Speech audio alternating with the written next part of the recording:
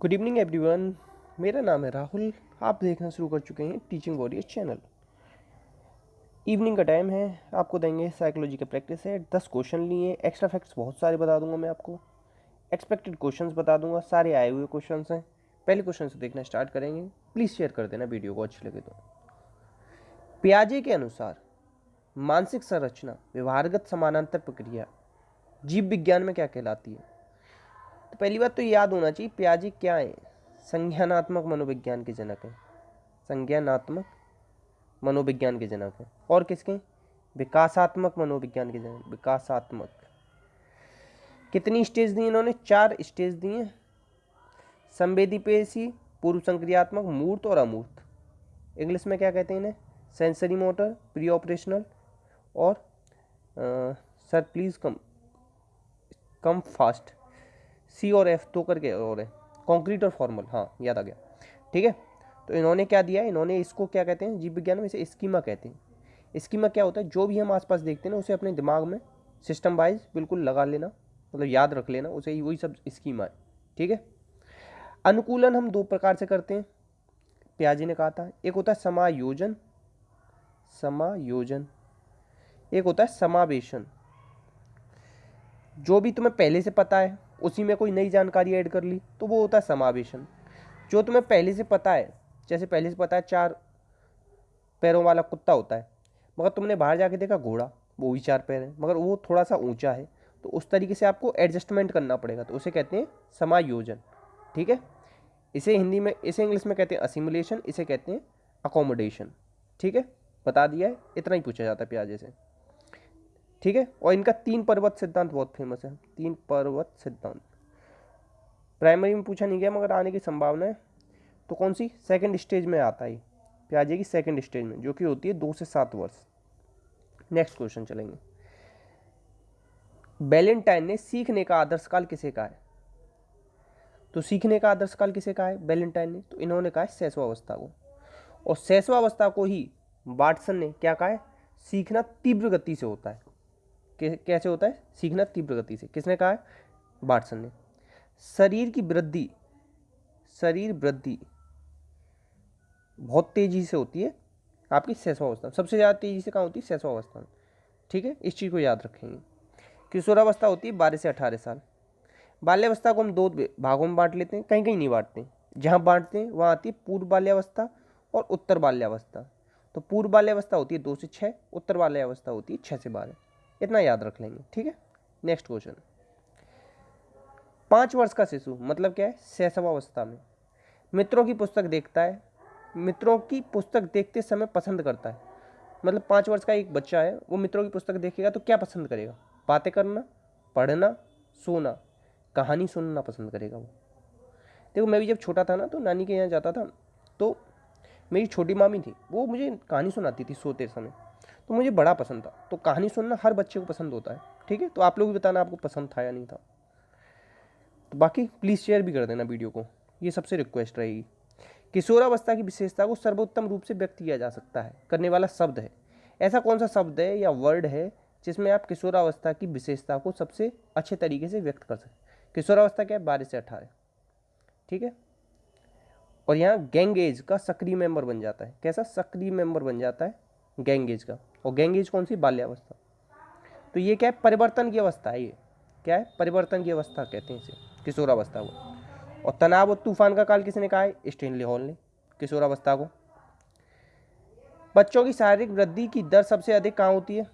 तो बच्चों की शारीरिक वृद्धि की दर होती है किशोरावस्था में, पूर्व बचपन के बजाय। कहाँ होती है? पूर्व बचपन के बजाय हुई किशोरावस्था में। आंसर क्या हो जाएगा? सी। पूर्व बचपन कहाँ आया आपका? ये आ गया 6 से 12। यहाँ थोड़ी स्लो होती है, 12 से 18 में थोड़ी तेज होती है, ठीक है। इस चीज़ को याद रखेंगे। नेक्स्ट क्वेश्चन है आपका, विकासात्मक मनोविज्ञान है। विकासात्मक मनोविज्ञान क्या है? ये है बाल विकास का विस्तार। क्या है? बाल विकास का विस्तार। और ऊपर ही मैंने बताया था इसके जनक कौन है? पियाजे, ठीक है। इसे याद रखेंगे आप, ठीक है। और एक क्वेश्चन बहुत आता है कि वस्तु स्थायित्व बच्चा कहाँ से सीख लेता है? वस्तु स्थायित्व, ये बहुत पूछा जाता है पियाजे से। तो इनकी फर्स्ट स्टेज सेंसरी मोटर या संवेदी पेशी, जिसे आप हिंदी में बोलते हो, उसमें सीख लेता है, जो जन्म से लेकर 2 वर्ष तक होती है। कितने होती है? जन्म से 2 वर्ष, याद रखेंगे। नेक्स्ट क्वेश्चन है आपका, बाल चिंतन की भाषा ग्रंथ किसने प्रकाशित किया। देखो चिंतन पर सबसे ज़्यादा जोर किसने दिया है। देखो एक है चिंतन से भाषा का निर्माण होता है, ये कहते हैं जीन पियाजे, और वाइगोत्स्की क्या कहते हैं कि भाषा से चिंतन का निर्माण होता है। ये कई बार पूछा गया है, हद से ज़्यादा बार, लिख लेना पक्का आएगा। तो ये है जीन पियाजे, इन्होंने चिंतन पर बड़ा जोर दिया। इन्होंने कहा चिंतन करेगा बच्चा, सोचेगा विचारेगा फिर भाषा आएगी। स्टेनले हॉल क्या है, ये वही हैं जिन्होंने कहा किशोरावस्था को तनाव और तूफान का काल। रूसो कौन है, ये प्राकृतिक चीज़ों पर महत्व देते हैं, ठीक है। और इन्होंने कहा था 12 वर्ष तक बच्चे को स्कूल मत भेजो, प्रकृति से सीखने दो। थॉर्नडाइक ने, इन्होंने तो बहुत सारे काम किए, बालू का सिद्धांत कहते हैं, समूह खंड का सिद्धांत कहते हैं इनके उसको, और 2 नियम, मतलब मुख्य नियम दिए थे 3 मुख्य नियम, इन्होंने कितने दिए थे 3, तत्परता अभ्यास प्रभाव, और गॉड नियम दिए थे इन्होंने 5, इसे भी याद रखें। प्रयोग किस पे किया था, बिल्ली पर। पावलोव ने किया था कुत्ते पर, और कोहलर ने किया था चिंपैंजी पर, याद रखेंगे। Next, psychology from the stand point of behaviouristic. अब ये नाम ना किताब का नाम है, ये इंग्लिश में ही आएगा, हिंदी वाले अगर सोच रहे हो, हिंदी स्टूडेंट्स, ठीक है, तो इसे याद रखेंगे। तो ये किसका है, बिहेवियरिस्टिक की जहाँ बात आ जाए ना उसे वाटसन लगा देना, क्योंकि व्यवहारवाद के जनक कौन है, वाटसन। और व्यवहार शब्द किसने दिया है, व्यवहार शब्द दिया है मैकडूगल ने, इसे याद रखो, शब्द मैकडूगल ने दिया, व्यवहारवाद वाटसन ने दिया है।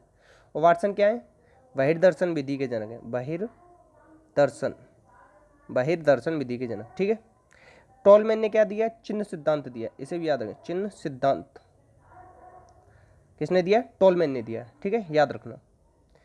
नेक्स्ट है कैटल का क्या है, 16 पीएफ का सिद्धांत, ये पूछा जाता है 16 पीएफ का सिद्धांत किसने दिया है, ठीक है। और इन्होंने 2 फैक्टर बताए, एक तरल बुद्धि होती है, एक ठोस बुद्धि होती है। तरल जन्मजात होती है, जब तक आंसर लगा लो अपना, और ठोस क्या होती है, अर्जित होती है। ये क्वेश्चन पूछे जाते हैं, कितनी बुद्धि बताई, तरल बुद्धि कौन सी होती है, ठोस बुद्धि कौन सी होती है, 16 पीएफ सिद्धांत किसे कहते हैं, सब पूछा जाता है। ये कैसा टेस्ट था, कल्चर फ्री टेस्ट था, कैसा था, कल्चर फ्री, ऐसे याद रख सकते हो। ये बहुत पूछा गया, हद से ज़्यादा, मोस्ट की पावर इनफाइनाइट लगा ले रहे हैं, इतना पूछा गया है। कैटल मतलब समझो, कैटल मतलब होती है केतली में जब हम चाय लेके आते हैं ना, तो हमारा कल्चर मतलब क्या है, हमें जो सिखाया जाता है उसमें ये कहा जाता है चाय हम सबको फ्री पिलाएंगे, हमारे कल्चर में लिखा हुआ है, कुछ जो भी घर पे आएगा उसे। निम्न में से किससे संबंधित है, ये बुद्धि परीक्षण से संबंधित है, याद रखना क्या है, बुद्धि परीक्षण। नेक्स्ट क्वेश्चन, संतुलन संतुष्टि एवं सुख लक्षण ये किसके हैं, ये सब है समायोजन के, ठीक है। आंसर क्या हो जाएगा 3। बाकी प्लीज़ शेयर कर देना, बार बार बोलना ना अच्छा नहीं लगता, ऐसा लगता है कि अजीब फील आता है कि मैं आपसे बार बार बोलूँ। आप लोग इतने समझदार हुई कि खुद से शेयर कर दोगे, ठीक है। तो प्लीज़ ध्यान रखना अपना और अपनों का। और अच्छा एक क्वेश्चन पूछ ले रहा हूँ तुमसे, ये बताना कि जो है ये कोहलबर्ग